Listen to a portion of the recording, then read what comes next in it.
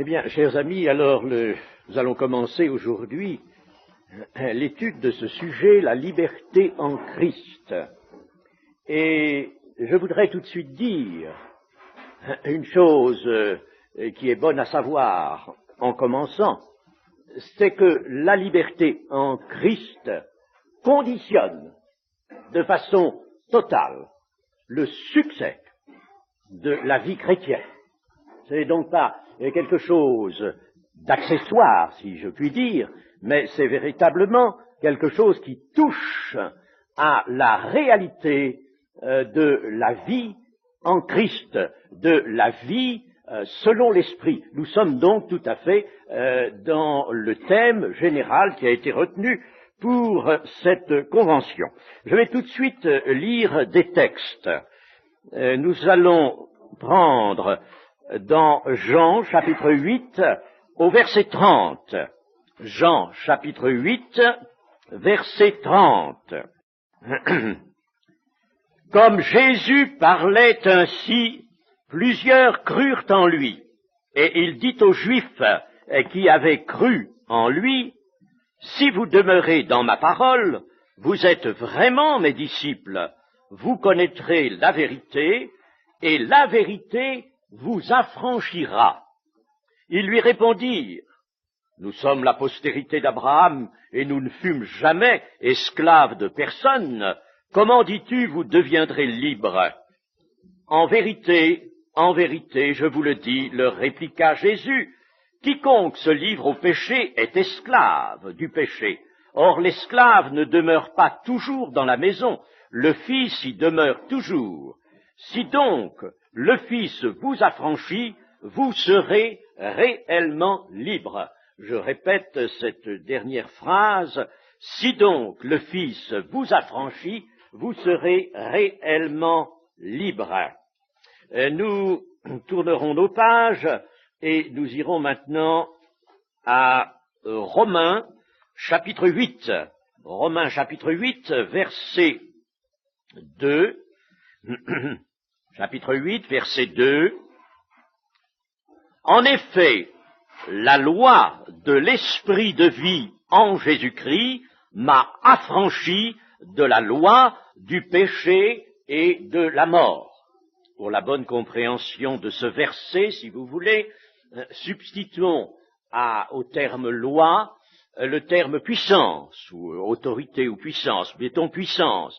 En effet, la puissance de l'esprit de vie en Jésus-Christ m'a affranchi de la puissance du péché et de la mort. Et puis, dans l'épître aux Galates, nous aurons d'autres textes, bien sûr, au cours de notre étude. Galates chapitre 5, verset 1er. « C'est pour la liberté que Christ nous a affranchis, demeurez donc fermes et ne vous laissez pas mettre de nouveau sous le joug de la servitude. » Et puis dans le même chapitre, au verset 13, « Frères, vous avez été appelés à la liberté, seulement ne faites pas de cette liberté un prétexte de vivre selon la chair, mais rendez-vous par la charité serviteurs les uns des autres. » Je voudrais répéter cela. Frères, vous avez été appelés à la liberté. Tout chrétien, tout enfant de Dieu a donc été appelé à la liberté. Bon, ceci étant, nous allons venir bien sûr à ce que nous enseigne la parole de Dieu, mais auparavant, je voudrais remarquer ceci, établir cette remarque, c'est que la société humaine, sur toute la surface du globe aujourd'hui, d'une façon unanime par conséquent, aspire à ce qu'elle appelle la liberté. On en parle tellement de liberté aujourd'hui, n'est-ce pas, que vraiment le sujet est bien d'actualité. Et il faut que tout sujet biblique soit vu, connu, étudié dans le cadre de l'actualité. Depuis Karl Marx, l'homme est convié à se voir en état, je vais employer le mot qui lui était familier à cet auteur, en état d'aliénation. Il ne s'agit pas d'aliénation mentale, bien entendu, en état d'aliénation par le travail et par le fait de l'autorité établie.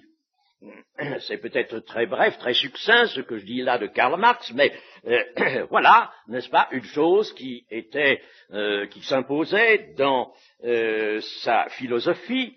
L'homme est en état d'aliénation. Et nous voyons dans la société naître toutes sortes de conflits et de contestations qui convergent vers la recherche d'une plus grande liberté. Et cette recherche, disons-le tout de suite, est tout simplement la poursuite du vent, la poursuite d'une chimère. Alors, qu'entend-on par liberté? Que peut-on entendre par liberté? Eh bien, très simplement, nous allons le dire de trois manières.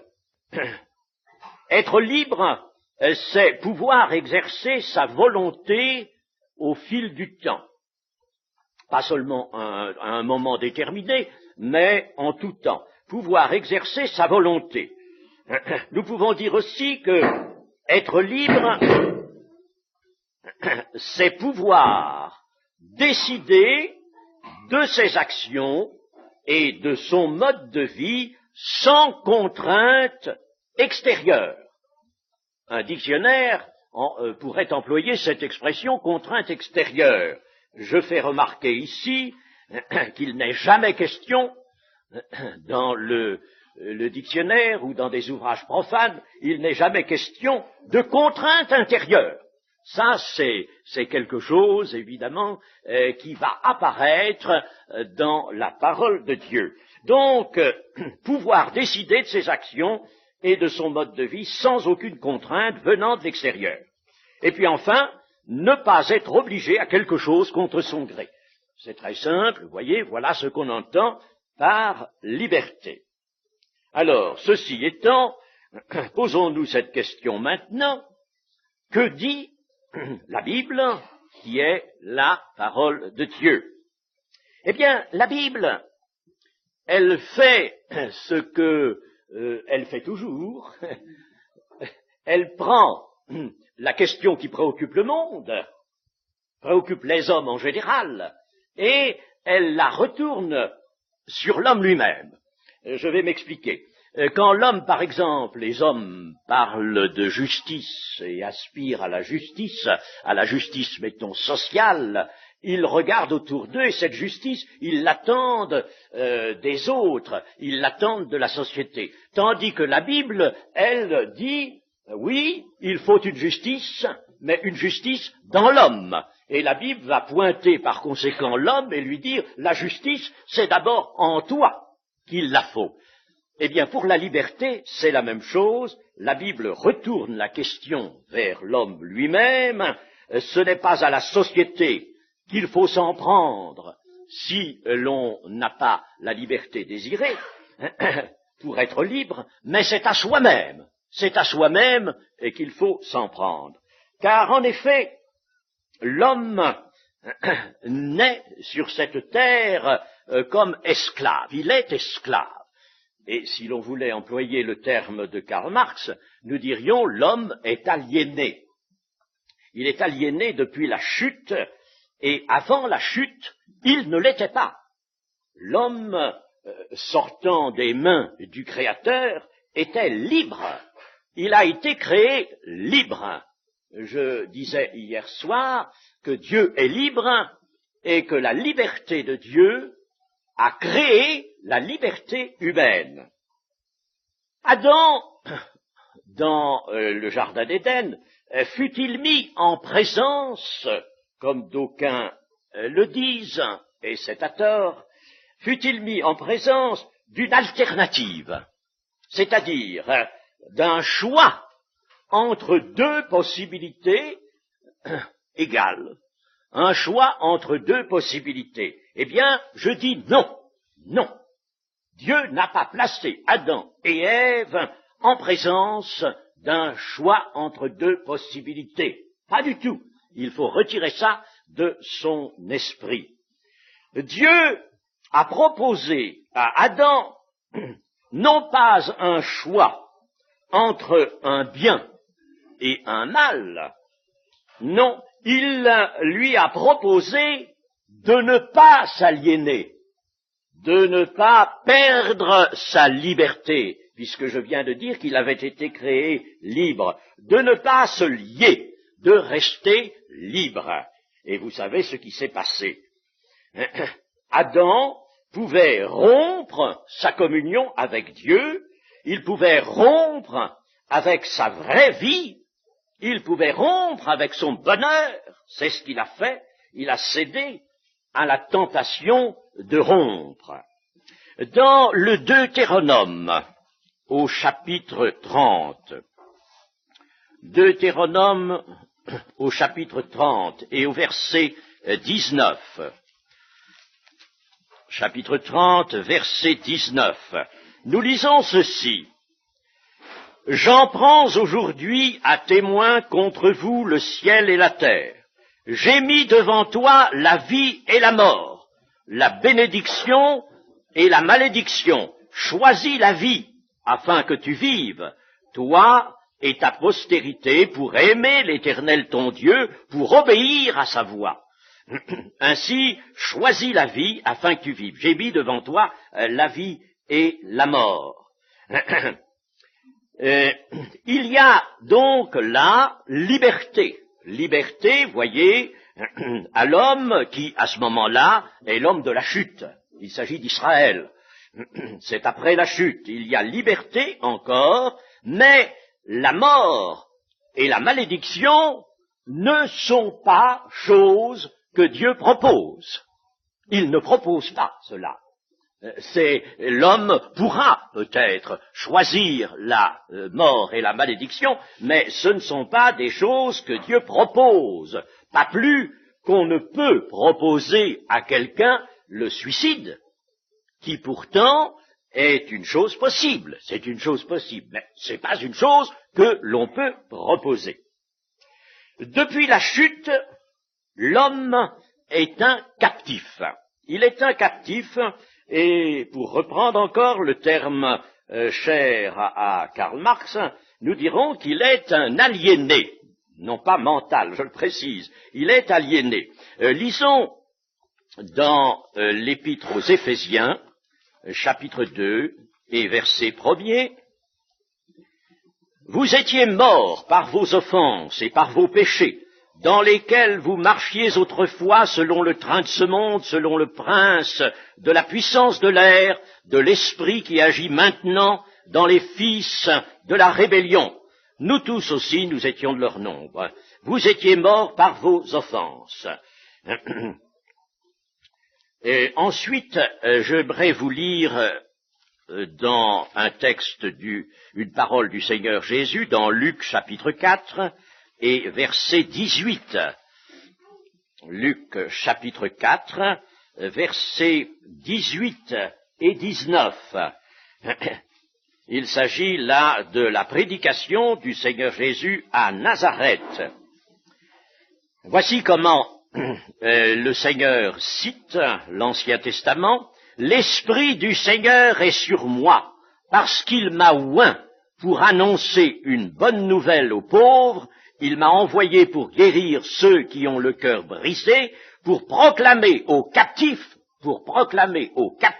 la délivrance et aux aveugles le recouvrement de la vue, pour renvoyer libres les opprimés, pour publier une année de grâce du Seigneur. » Vous voyez donc que dans la mission du Seigneur Jésus, il y a essentiellement et tout d'abord cette délivrance, renvoyer libres les opprimés.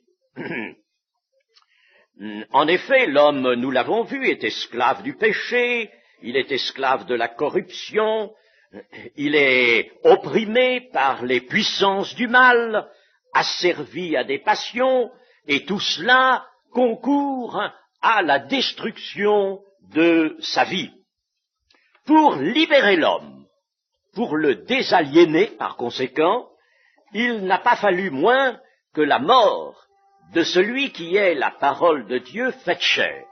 Il a fallu que le Père conçoive ce dessein absolument terrifiant d'un Fils saint qui se charge des péchés des hommes et qui en meurt. Il a fallu que le Fils lui-même accepte de se dépouiller pour entrer dans la réalité de l'esclave, comme le dit si bien Philippiens 2, 5, 8. Nous pourrions lire ce texte, Philippiens chapitre 2 et verset 5. Ayez en vous les sentiments qui étaient en Jésus-Christ, lequel, existant en forme de Dieu, n'a point regardé comme une proie à arracher d'être égal avec Dieu, mais s'est dépouillé lui-même. La version d'Arby dit s'est anéanti lui-même en prenant une forme de serviteur, en devenant semblable aux hommes et ayant paru comme un simple homme, il s'est humilié lui-même, se rendant obéissant jusqu'à la mort, même jusqu'à la mort de la croix. Alors, en somme, il se produit cette chose absolument inouïe, c'est que le Seigneur Jésus-Christ, qui était en forme de Dieu, qui était Dieu, se dépouille de sa divinité, et se dépouille, entendons, de certains grands caractères de sa divinité. Et pour quoi faire? Pour entrer dans l'humanité, pénétrer dans l'humanité par le moyen d'une naissance, en devenant semblable aux hommes, et prenant une forme de serviteur, c'est-à-dire une forme d'esclave. Le Seigneur Jésus, lui, ne sera jamais aliéné, jamais captif, parce que Satan n'a rien en lui, parce qu'il n'a jamais connu le péché.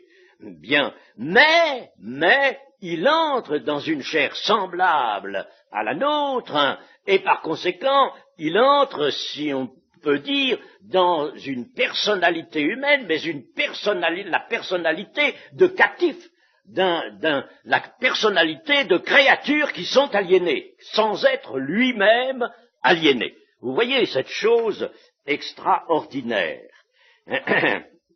Et nous pouvons dire maintenant que l'homme qui est né de nouveau, voyez, je vais assez vite pour ne pas m'arrêter trop sur des choses que vous connaissez, je n'en doute pas. Je ne veux pas vous faire l'affront de supposer que vous ne connaissez pas tout l'enseignement biblique concernant surtout le salut, la nouvelle naissance. Eh bien, l'homme naît de nouveau, et quand il naît de nouveau, par ce pouvoir que lui apporte la parole de Dieu, eh bien, il est en état de liberté.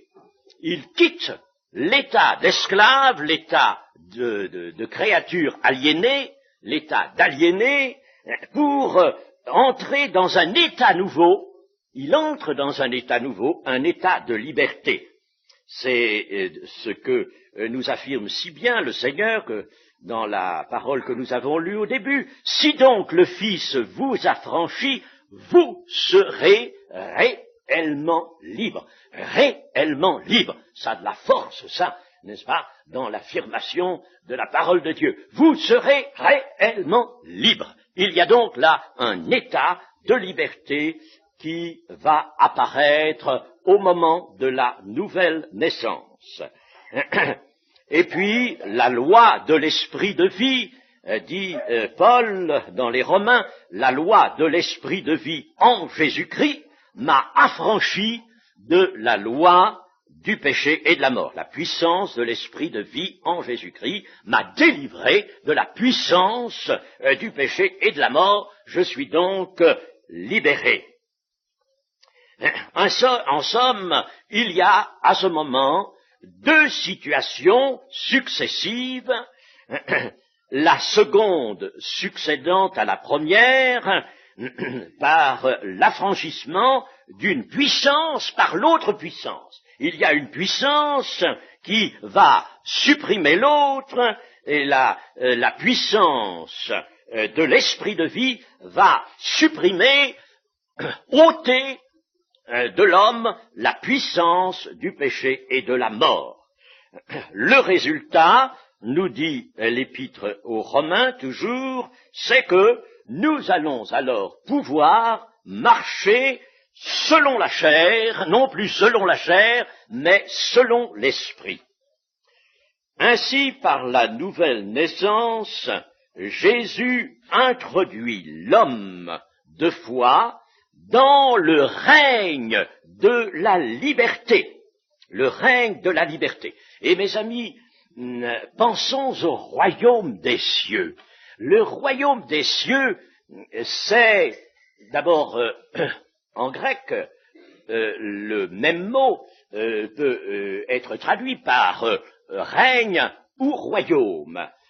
Alors, pensons au royaume des cieux, le royaume des cieux dans sa réalité actuelle. Attention, je ne dis pas que le royaume de Dieu soit venu sur la terre et que l'Église est dans le royaume de Dieu, c'est pas ça que je veux dire. Nous sommes les prémices en vue, nous préparons le royaume de Dieu, n'est-ce pas? Mettons toutes choses au point. Mais, disons ceci, c'est que le royaume des cieux, c'est le règne de l'esprit.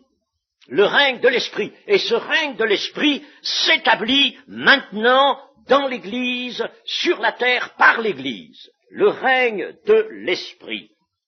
Et Jésus nous introduit donc dans ce règne de l'esprit.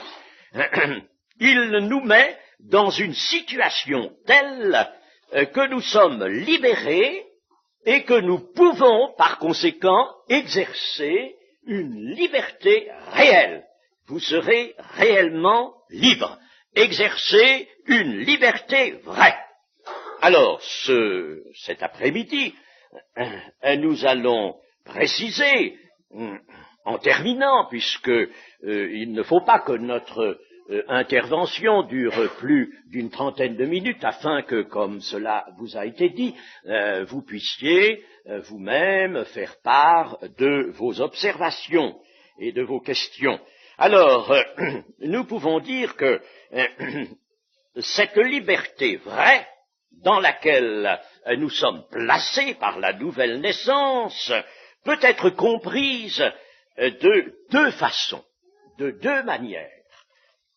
Premièrement, nous voyons qu'il y a libération, affranchissement du côté de cette puissance qui, depuis la chute, agit sur l'homme et le fait captif, et le rend captif, la puissance du péché et de la mort, puissance du péché et de la mort. Alors, les contraintes extérieures et intérieures, parce que la puissance du péché, elle agit intérieurement, aussi bien qu'extérieurement, les contraintes extérieures et intérieures ont cessé d'avoir effet.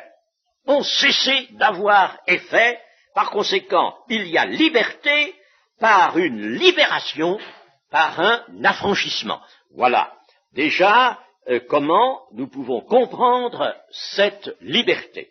Mais il faut la comprendre d'une seconde manière, et dans la suite de notre méditation sur le sujet de la liberté en Christ, nous verrons cela d'une façon plus développée. La deuxième façon dont nous pouvons comprendre que nous sommes entrés dans un état de liberté vraie est celle-ci. La vie nouvelle, qui est la vie de résurrection du Seigneur Jésus. Connaissez Romains 6, là nous avons été ensevelis avec lui pour émerger ensuite en vie nouvelle, en vie de résurrection.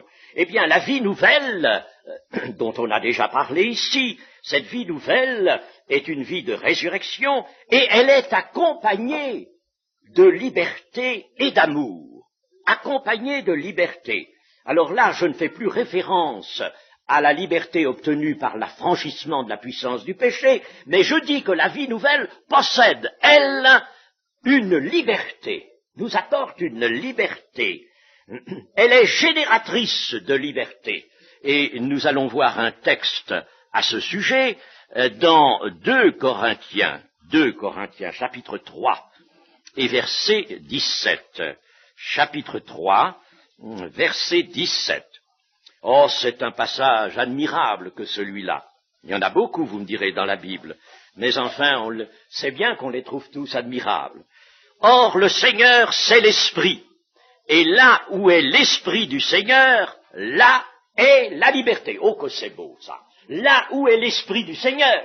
Par conséquent, là où est la vie nouvelle, là où est la vie nouvelle, là est la liberté. Vous voyez? Donc, nous ne pouvons pas dire que nous sommes une nouvelle création, comme on le disait ce matin à la prière, ici, ou une nouvelle créature, sans parler ici de vie nouvelle. Nous sommes engagés dans une vie nouvelle qui est génératrice de liberté. Là où est l'Esprit du Seigneur, là où est la vie nouvelle, la vie de résurrection, là est la liberté. La vie nouvelle reçue en Jésus-Christ est la vie telle que Dieu l'a voulu, conforme au plan créateur, qui a tout porté à la perfection. Nous retrouvons donc la vie telle que Dieu a entendu la donner à l'homme lorsqu'il a établi son dessein, son plan créateur, et cette vie est forcément parfaite. C'est une vie parfaite, c'est une vie impérissable, une vie impérissable. Et cette vie est par conséquent non seulement dotée de liberté, mais elle est génératrice de liberté. Parce que lorsque nous entrons dans cette vie, nous jouissons de cette vie, nous vivons cette vie nouvelle, nous éprouvons, nous ne pouvons pas manquer d'éprouver la liberté de notre être. Il y a à vivre la vie nouvelle une liberté qui apparaît et qu'il faut goûter en vivant la vie nouvelle. Eh bien, chers amis, je crois que nous sommes arrivés à l'épuisement des 30 minutes qui m'étaient accordées, et je vais m'arrêter là-dessus. J'espère que j'ai été aussi simple, assez simple, pour que vous puissiez bien comprendre où nous voulons aller avec cette méditation sur la liberté en Christ, et qu'il vous sera possible à vous-même de nous faire part de vos pensées. Que le Seigneur soit béni. Amen.